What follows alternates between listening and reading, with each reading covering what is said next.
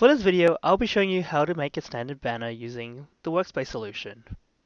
To get started, I'll go into the Showcase and download the standard banner template. Click on the Showcase button here, go to Add Formats, go down to the standard banner template, click Download,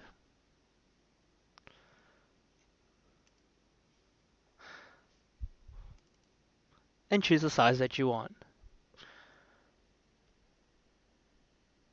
For this demo, I have already picked the 300 by 250 and placed this into a folder.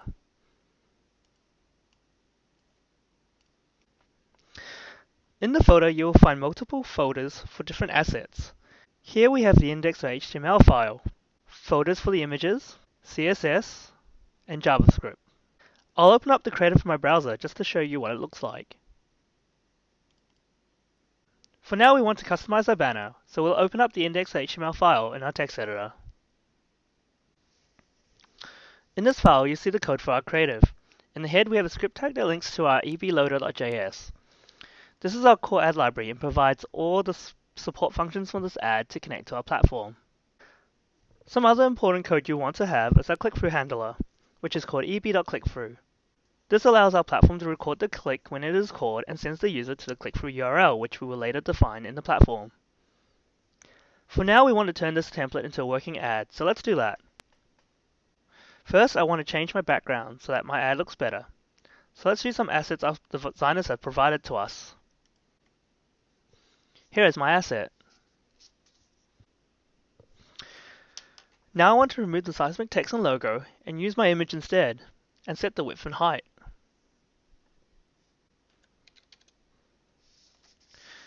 Next is to remove the default buttons and place our own click-through. For this ad, I want the entire ad to be clickable, so let's do that. To make the entire ad clickable, I will need to change the element ID.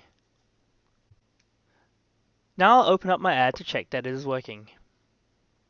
Now we can see that ad is looking more to what we want it to be. The functionality of the click-through won't work yet until you upload the final asset into the platform. At this point, it would be good to look at lowering the file weight of our creative by using our HTML5 shared JavaScript libraries. You can find the information in our Help Center. Now we want to upload this into our platform so we can start getting it to trafficking. To do this, we need to zip up the contents of the directory.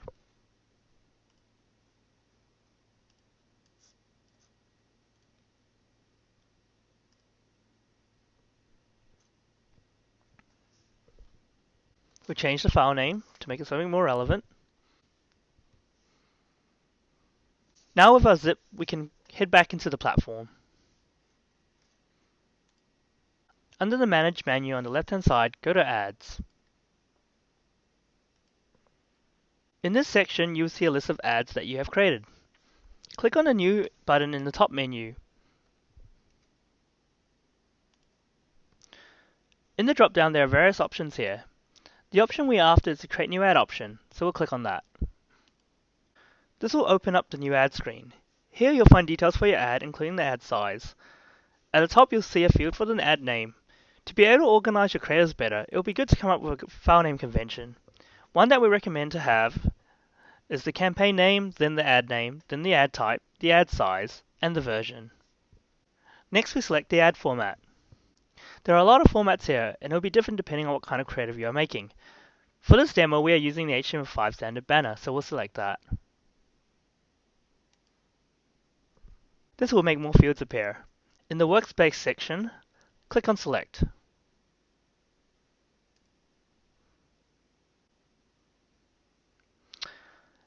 Another window will appear that lists out all the assets that have been uploaded into your account.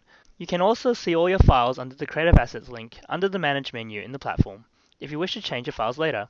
We can select a pre-existing folder or create a new one using the menu at the top. You can also move, download, and delete files if needed, provided they haven't been attached to an ad already. So it's better to upload a new version rather than to delete so you don't affect any other ads. Now that we have a folder, we'll need to upload our zip file. Select New, Creative Asset, and another new window will appear. Click on Add and it will open up our file browser to select the file on our computer. Click on the file and it will take us back to the screen and show us what will be uploaded. You can edit the name of the file here if you want, but I'll keep it the same for this demo. Click Upload, and provided the zip is correctly compressed, you'll find it here in the File menu.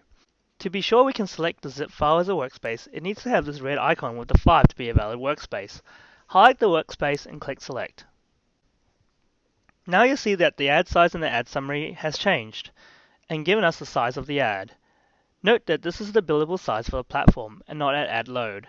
The way this is calculated is that it adds up all the compressed sizes of all assets in the workspace and only taking into account the largest video or additional asset. Next, we'll select a default or backup image. This is shown when the browser doesn't support JavaScript, and for HTML5 creatives, use it to define the ad size, so please make sure the dimensions match the size of the ad. This is also highly important as you need to set the size of the creative to match the placement size and vice versa, otherwise we won't be able to attach it for trafficking. Click Select. Select the backup image in the workspace and press Select.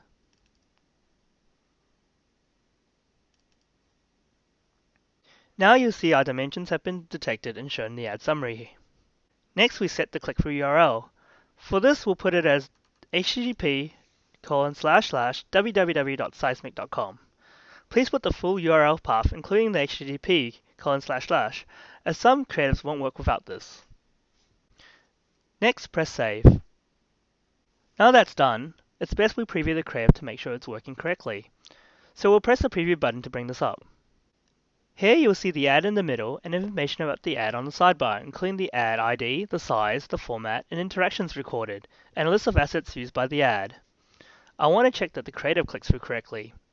So here we'll click on it. And here you can see it has tracked with the click being displayed and the URL opened up correctly. If there were any issues, I would check over my code and use the browser's debug console to check if there were any issues related to the creative. Most modern browsers have a JavaScript console which you can access. Another thing I can do here is press the Share Preview button to generate a link so I can send to a client for approval.